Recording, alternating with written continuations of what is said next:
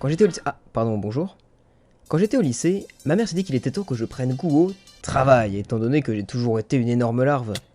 Salut. Et pour ce faire, elle m'a envoyé dans un endroit terrible, d'où seuls les plus valeureux guerriers reviennent. McDo. Oh, est-ce que ça m'a motivé à bosser? Non. Mais par contre, à défaut d'en revenir transformé, j'en reviens traumatisé avec de super anecdotes. Pour y entrer, je m'attendais à passer un entretien. Ce qui, entre nous, devrait être le cas.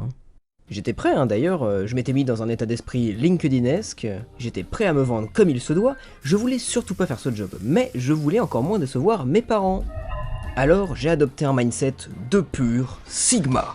Moi, j'allais faire exploser leur chiffre d'affaires. Moi, j'étais l'élément qui leur manquait. Moi, j'avais l'amour de la frite, du steak plat et du coca sans bulle. J'allais tout donner pour cet entretien. Un défaut, je dirais perfectionniste. Perfectionniste. Bon, vous êtes pris. Ah. Bon, j'ai pas passé d'entretien, mais en plus j'ai pas été formé. Cependant, on m'a bien fait comprendre quelque chose, c'est qu'il valait mieux retenir la composition des burgers par cœur plutôt que de regarder les recettes. Bien entendu, moi et mon colossal cerveau les avons toutes retenues. Toutes. Sauf une. Vous saviez, vous, qu'il y avait du ketchup dans les McFirst? Moi pas. Eh tiens connard, c'est un sans ketchup celui-là. Ok, ça marche. Sans ketchup. Sans ketchup. Oui, j'ai préparé des mois durant je ne sais combien de burgers en me trompant absolument à chaque fois. Et est-ce que je regrette? Plus depuis qu'une collègue m'a dit « On s'en fout, ils sont meilleurs sans ketchup ». Durant cette période d'ailleurs, j'ai appris autre chose. J'ai appris à m'occuper absolument tout le temps. Tu viens de finir ces 4 burgers et tu crois avoir droit à ces 2 secondes de pause? Non.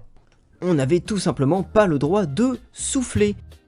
Alors, sachant qu'en plus on pouvait m'appeler à des heures absurdes. Faut vraiment que tu viennes là mec, c'est la merde. Ah bon, mais il est 16h. Ouais, on a absolument besoin de toi là maintenant, tout de suite.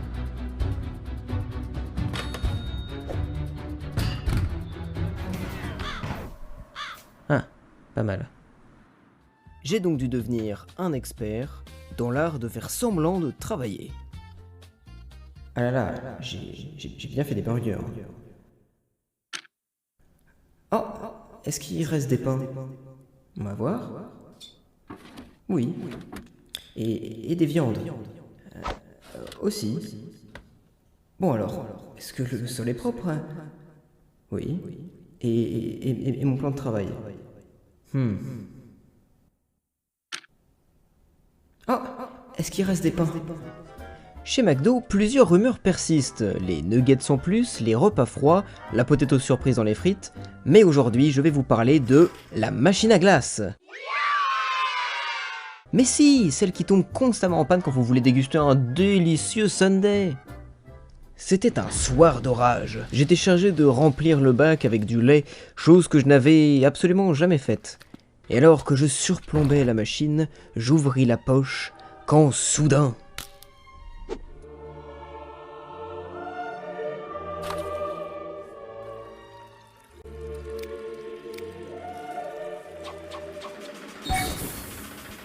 Et quelques jours plus tard, contre toute attente, la machine tombait en panne. Et le coupable n'a jamais été attrapé. En vrai, j'ai eu beaucoup de chance, mon expérience chez McDo a été vraiment plutôt courte, juste que c'était un peu chaotique. D'ailleurs, j'ai encore quelques anecdotes sous le coude, donc si vous voulez une suite, n'hésitez pas à le faire savoir en commentaire. C'était notre première animation, au format long d'ailleurs, donc j'espère que ça vous a plu.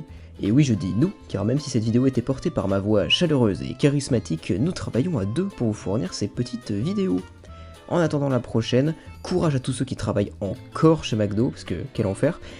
Et en tout cas, vous, si vous avez aimé passer ce petit moment en notre compagnie, n'hésitez pas à mettre un gros pouce et à vous abonner, afin de nous rendre riches et célèbres pour que plus jamais je n'ai à refoutre les pieds là-bas. Allez, salut!